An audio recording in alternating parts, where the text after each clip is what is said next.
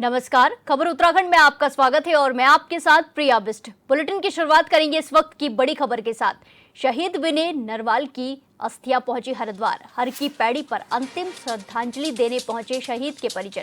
घाट पर उमड़ा जन सैलाब। भारत माता के जयकारों से गूंजा हरिद्वार।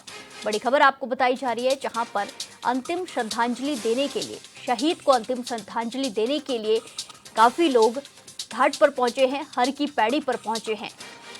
शहीद विनय नरवाल की अस्थियां हरिद्वार पहुंची हैं, जहां कई लोग मौजूद हैं। हर की पैड़ी पर श्रद्धांजलि अर्पित करने के लिए शहीद के परिजन घाट पर पहुंचे। घाट पर जनसैलाब भी उमड़ा है। इसी के साथ साथ भारत माता के जयकारों से गूंजा हरिद्वार। बड़ी खबर आपको बताई जा रही है, जहां शहीद का पार्थिव शरीर हरिद्वार पहुंच गया है, जहां हरिद्वार में हर की पैड़ी पर अंतिम श्रद्धांजलि देने पहुंचे शहीद के परिजन। इसी के साथ घाट पर उमड़ा जनसैलाब। भारत माता के जयकारों से गूंजा हरिद्वार। ये तस्वीरें सामने आई हैं, जहां शहीद विनय नरवाल की अस्थियां हरिद्वार पहुंच गई हैं।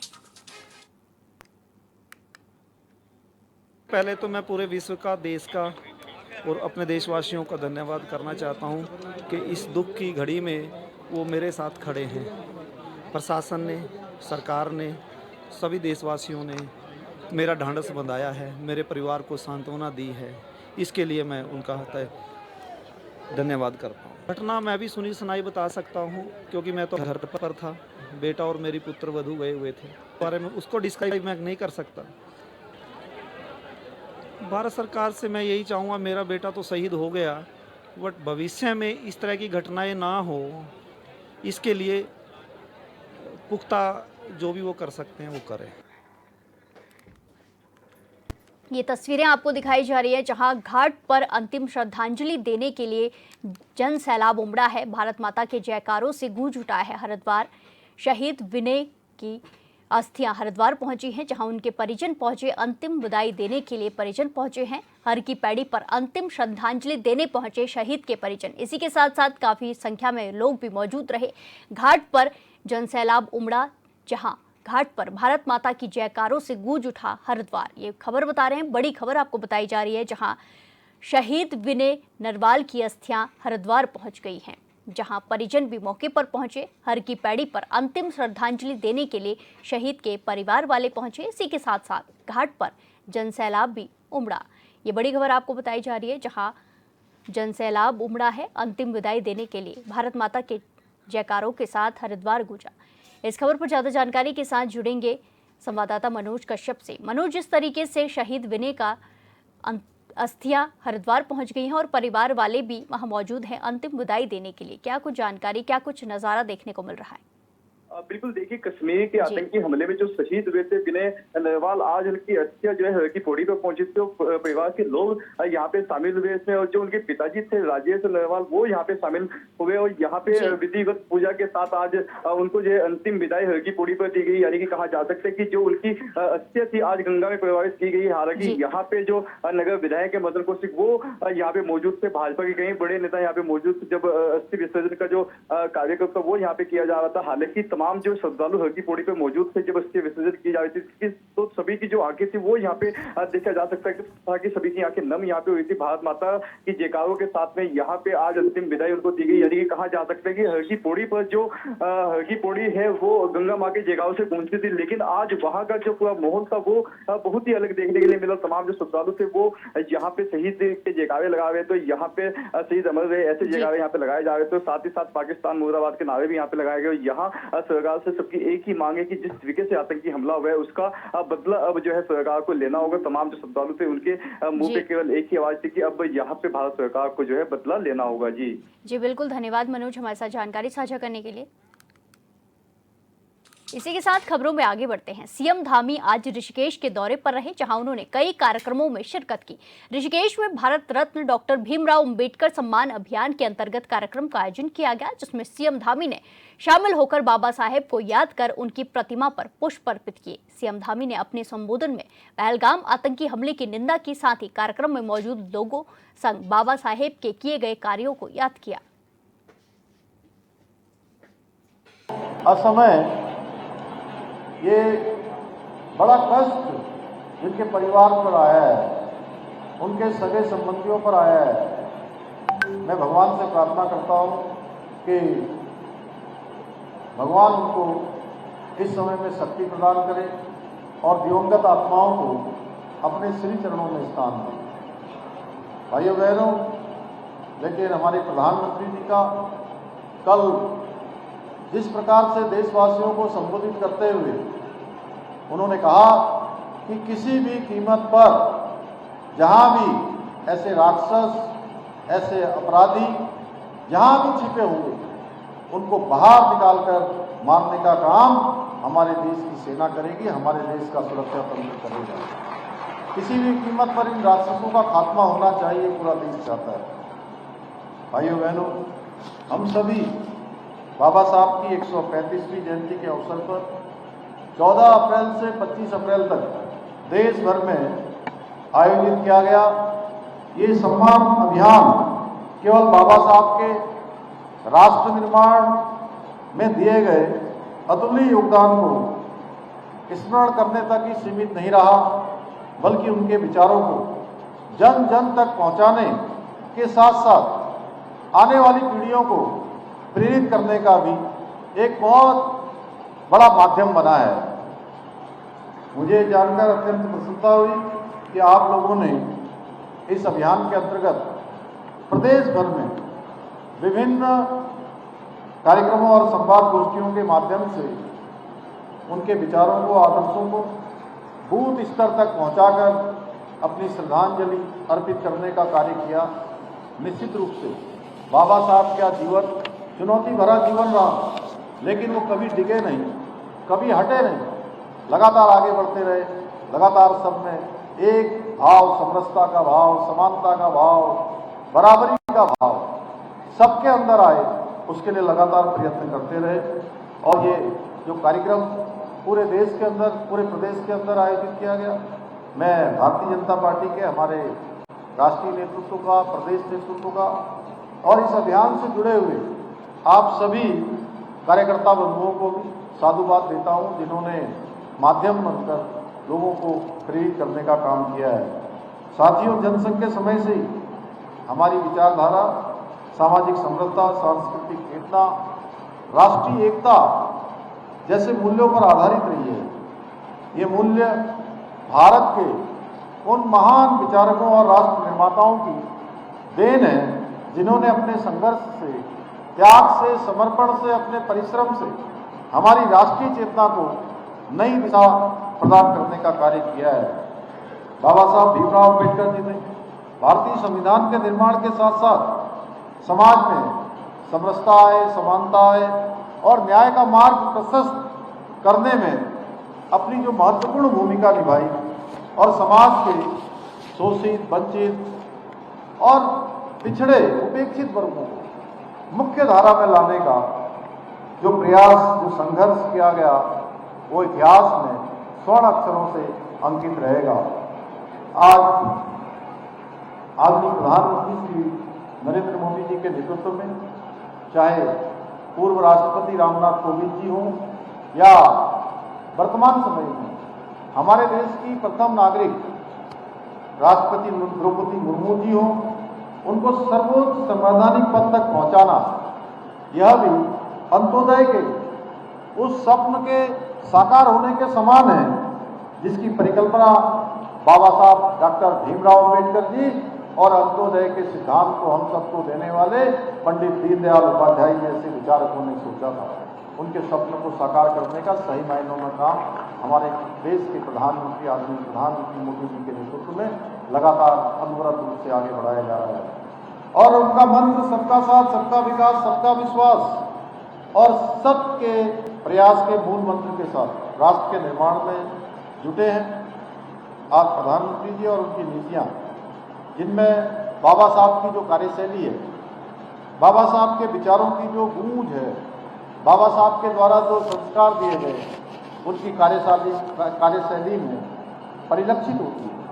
हर व्यक्ति की एक कार्यशैली होती है और वो कार्यशैली हमारे प्रधानमंत्री जी के हर कामों में दिखाई देती है।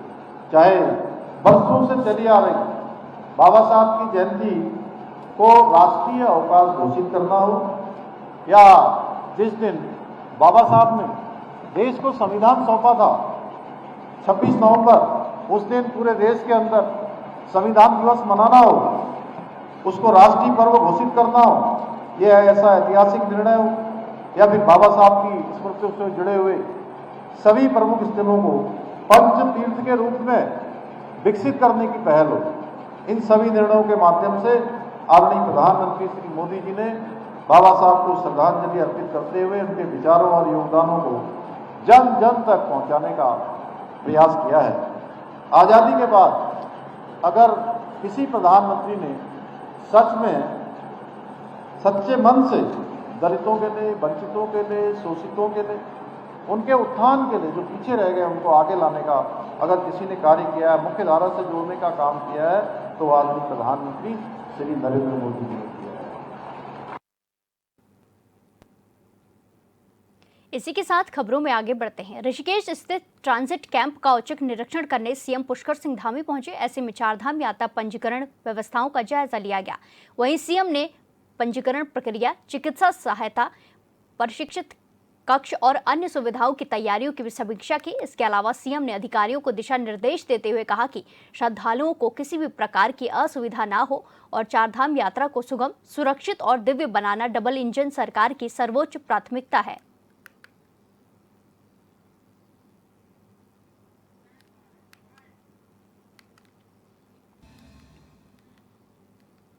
जम्मू कश्मीर के पहलगाम में हुए आतंकी हमले को लेकर मुख्यमंत्री पुष्कर सिंह धामी का बयान सामने आया है। मुख्यमंत्री ने कहा कि इस घटना को लेकर आज पूरे देश भर में आक्रोश का माहौल है। ऐसे में पीएम के नेतृत्व में सिंधु जल संधि को तत्काल प्रभाव से स्थगित कर दिया गया है। कई अन्य अहम फैसले लेते हुए कार्रवाई की शुरुआत कर दी गई है। वहीं अब प्रधानमंत्री नरेंद्र मोदी की सेना ऐसे राक्षसों को भी जल्द खत्म करने का काम करेगी।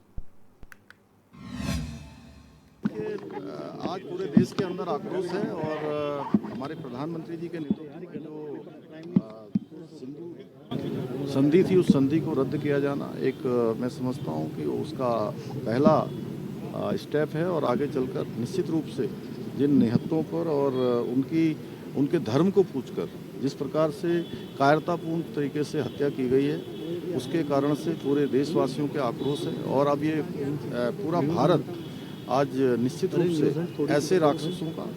ऐसे राक्षसों की समाप्ति चाहता है, उन पर कार्रवाई चाहता है। मोदी जी के नेतृत्व में हमारी सेना ऐसे राक्षसों का अंत करेगी। मुख्यमंत्री पुष्कर सिंह धामी ने बीते दिन सचिवालय में उत्तराखंड संस्कृत अकादमी की सामान्य समिति की 10वीं बैठक ली, जिसमें कई बड़े फैसले लिए गए। वहीं बैठक को लेकर मुख्यमंत्री ने कहा कि संस्कृत भाषा के जरिए युवाओं को रोजगार से जोड़ने की दिशा में कोशिश की जा रही है। पहले चरण में राज्य के कुल 13 गांवों को संस्कृत ग्राम बनाया जा रहा है। इसे चरणबद्ध तरीके से ब्लॉक स्तर पर विस्तारित किया जाएगा। उन्होंने आगे कहा कि यज्ञ, कर्मकांड और वेद में सर्टिफिकेट कोर्स की भी व्यवस्था की जाएगी। संस्कृत का अध्ययन कर रहे बच्चों को 16 संस्कार के बेहतर प्रशिक्षण की व्यवस्था की जाएगी। साथ ही 100 बच्चों को और उसके बाद हर साल एक लक्ष्य निर्धारित कर युवाओं को 16 संस्कारों का प्रशिक्षण दिया जाएगा। संस्कृत हमारे राज्य की द्वितीय भाषा है राज्य की, और इसलिए संस्कृत यहाँ जन जन की भाषा बने। पहले चरण में हम 13 संस्कृत ग्राम प्रत्येक जनपद में बना रहे हैं। उसके बाद 95 ब्लॉक जो हमारे राज्य के हैं, उन सभी ब्लॉकों में संस्कृत को हम लोग जन जन तक पहुंचाने का काम करेंगे। और तीसरे चरण में प्रत्येक गांव तक, घर घर तक संस्कृत पहुंचे, क्योंकि योग की भूमि, आयुष की भूमि, ऋषि मुनियों की भूमि और संस्कृत की भूमि कोई भूमि है तो यही देवभूमि है। उत्तराखंड में 30 अप्रैल से चारधाम यात्रा शुरू होने जा रही है, जिसको लेकर राज्य सरकार की तैयारियां तेज चल रही हैं। साथ ही मुख्यमंत्री पुष्कर सिंह धामी ने अधिकारियों को निर्देश दिए हैं कि यात्रा में आने वाले श्रद्धालुओं को किसी तरह की कोई असुविधा न हो। मुख्यमंत्री ने कहा कि पिछले साल की यात्रा के अनुभव के आधार पर लगातार तैयारियां जारी हैं और अंतिम चरण में जो बचे हुए काम है वो जल्द पूरे कर लिए जाएंगे। जो हमारा चारधाम यात्रा का पहला पड़ाव होता है, उस पड़ाव से संबंधित जितनी भी जो आवश्यकताएं हैं, समीक्षाएं हैं, जो पिछले सालों के अनुभव हैं, उसके आधार पर हम लगातार, जब यात्रा समाप्त हुई थी 2024 की, उसके बाद से लगातार तैयारियां कर रहे हैं। और अब अंतिम चरण में यात्रा सभी तैयारियां पूरी हो गई हैं और जो कुछ एक काम और करने हैं वो भी अभी 2-3 दिनों के अंदर संपन्न हो जाएंगे। गंगोत्री धाम के नामित नोडल अधिकारी पुलिस महानिरीक्षक नारायण सिंह नपलचियाल ने गंगोत्री धाम का निरीक्षण किया। इस दौरान उन्होंने यात्रा व्यवस्थाओं को परखा और अधिकारियों को निर्देशित किया। गंगोत्री राष्ट्रीय राजमार्ग मंदिर परिसर, पार्किंग्स, बायोमेट्रिक केंद्र समेत अन्य व्यवस्थाओं को बारीकी से निरीक्षण किया गया।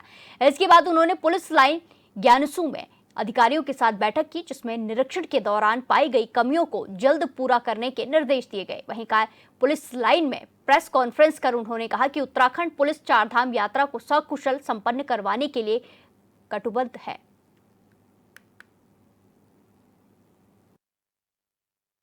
डिस्ट्रिक्ट वालों ने जो भी व्यवस्था वगैरह की है उसकी समीक्षा और जो भी कमी पेशियाँ हैं उसको दूर करने के लिए एक इस तरह की एक नई पहल की गई है।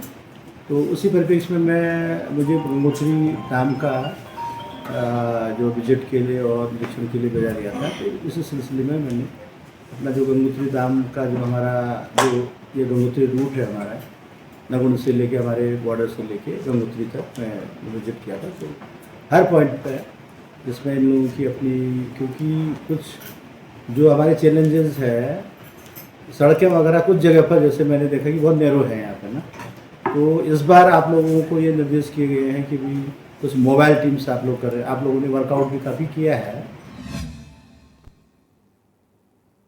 आगामी चारधाम यात्रा के लिए स्वास्थ्य विभाग लगातार अपनी तैयारियां कर रहा है, जिसके चलते चारों धाम और चार धाम यात्रा मार्ग में तैनात होने वाले डॉक्टर्स की देहरादून के दून मेडिकल कॉलेज और श्रीनगर के मेडिकल कॉलेज में ट्रेनिंग हो रही है, ताकि श्रद्धालुओं का सही तरह से उपचार और चेकअप हो। इस बात को लेकर चिकित्सा शिक्षा विभाग के निदेशक और श्रीनगर मेडिकल कॉलेज के प्राचार्य डॉक्टर आशुतोष सयाना ने कहा कि चारधाम यात्रा मार्ग के दून हॉस्पिटल और श्रीनगर अस्पताल में स्वास्थ्य सुविधाएं तृतीय श्रेणी के रूप में विकसित हैं।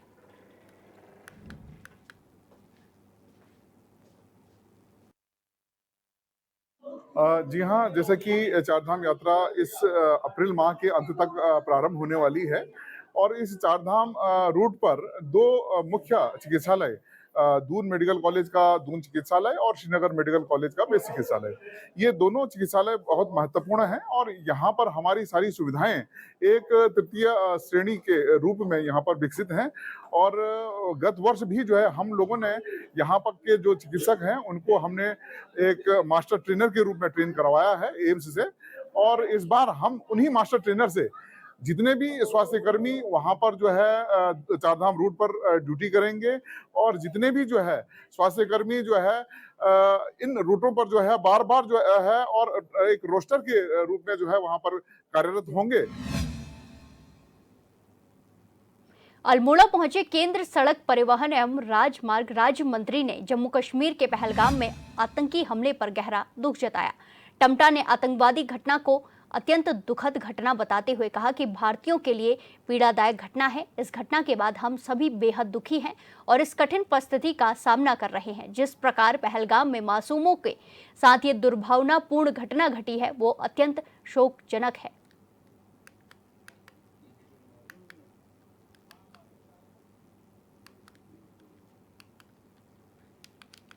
बहुत ही दुख भरी घटना है और ये एक प्रकार से हर भारतीयों को दुख देने वाली घटना है। हर भारतीय इस घटना के बाद बहुत ही दुखी होने के साथ साथ वो एक कष्टदायक स्थिति में भी है कि हम जिनका कोई दोष नहीं है, निर्दोषों के साथ जिस प्रकार से ये पहलगाम की घटना घटी है, ये एक दुख भरी घटना है।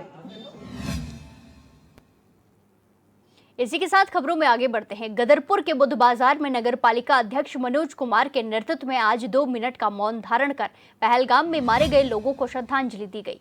इसमें सभी सभासद, कर्मचारी, अधिकारी मौजूद रहे। इस मौके पर बोलते हुए नगर पालिका अध्यक्ष मनोज कुमार ने कहा कि जिस तरह से पहलगाम में हमला हुआ है हम उसकी निंदा करते हैं और केंद्र सरकार से उम्मीद करते हैं कि पाकिस्तान द्वारा पोषित आतंकवादियों पर कड़ी कार्रवाई की जाए।